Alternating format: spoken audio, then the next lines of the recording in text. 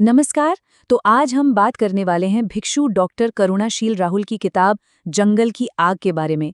ये सिर्फ एक कहानी नहीं है, बल्कि एक बहुत ही शक्तिशाली रूपक है, एक एलेगोरी जो एक पूरे आंदोलन की बात करती है। तो चलिए समझते हैं कि इस किताब का सेंट्रल आइडिया क्या है। ये किताब, जैसा कि नाम से ही पता चलता है, जंगल में लगी आग के एक मेटाफर का इस्तेमाल करती है। और इस मेटाफर के जरिए ये बहुजन समुदाय और डॉक्टर बी.आर. अम्बेडकर की विरासत की कहानी बताती है।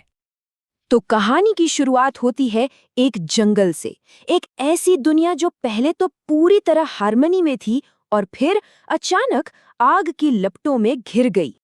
किताब एक ऐसे जंगल की तस्वीर हमारे सामने रखती है जो अपने आप में एक पूरी दुनिया थी। सोचिए जरा, हजारों पेड़ पौधे, अनगिनत जानवर, सब एक दूसरे के साथ पूरे तालमेल में रह रहे हैं। खाने पीने की कोई कमी नहीं, जिंदगी बिल्कुल सुरक्षित, हर किसी की अपनी एक जगह थी और प्रकृति उनकी हर जरूरत को पूरा कर रही थी।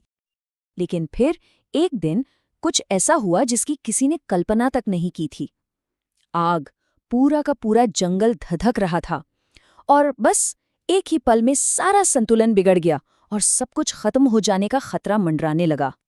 और इसी तबाही के बीच कहानी का जो हीरो है वो सामने आता है, एक नन्ही सी चिड़िया और उसकी कोशिश। सोचिए, इतनी बड़ी आग के सामने पानी की सिर्फ एक बूंद। अब यहाँ जो बात सच में दिलचस्प है वो है दो किरदारों का टकराव। एक तरफ है बंदर जो प्रैक्टिकली सोच रहा है, वो कह रहा है पागल हो गए हो, जंगल में आग लगी है, अपनी जान बचाओ और भागो। और दूसरी तरफ है वो छोटी सी चिड़िया जो कहती है नहीं, मुझे इस जंगल को बचाने की कोशिश करनी ही होगी, ये मेरा फर्ज है। और चिड़िया जो जवाब देती है ना, सच कहूं तो वही इस पूरी कहानी की जान है। वो कहती है मैं जानती हूं कि मेरी चोंच में भरी पानी की एक बूंद से ये आग नहीं बुझेगी, लेकिन जब भी इस आग का इतिहास लिखा जाएगा तो मेरा नाम आग बुझाने वालों में आएगा, जान बचाकर भागने वालों में नहीं। ये कितनी गहरी बात है ना? और यही वो मोमेंट है जो दिखाता है कि एक छोटी सी कोशिश भी कितनी बड़ी लहर पैदा कर सकती है। चिड़िया की हिम्मत देखकर वो विशाल हाथी जो अब तक बस किनारे खड़े देख रहे थे, वो भी इस आग को बुझाने के काम में जुट जाते हैं। और यहीं से शुरू होती है एक कलेक्टिव एक्शन की कहानी।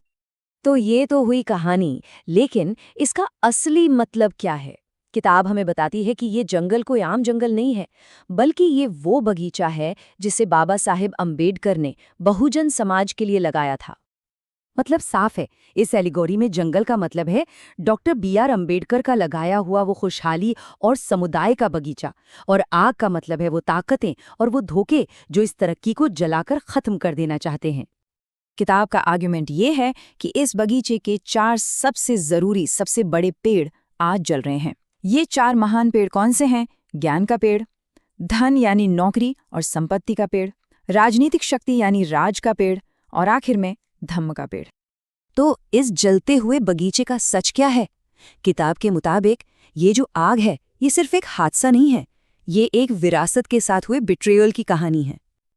देखिए, किताब का जो मेन आर्ग्यूमेंट है वो ये है कि बाबा साहेब ने तरक्की के जो रास्ते इतनी मुश्किलों से खोले थे, उन्हें अब बंद किया जा रहा है।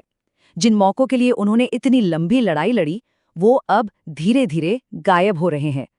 मतलब जो कुछ भी इतनी मेहनत से हासिल हुआ, वो अब खत्म होता जा रहा है। और यहीं पर किताब एक बहुत तीखा सवाल उठाती है। वो कहती है कि समाज के पढ़े लिखे लोग उस बंदर की तरह बस आग का तमाशा देख रहे हैं। वो अपने बच्चों को तो महंगे प्राइवेट स्कूलों में भेज रहे हैं, जबकि समुदाय के अपने संस्थान जलकर राख हो रहे हैं। ये एक तरह से सीधी सीधी उंगली उन लोगों पर उठाई गई है जिन्हें इस आंदोलन से फायदा तो मिला, पर आज वो इसे बचाने के लिए कुछ नहीं कर रहे हैं।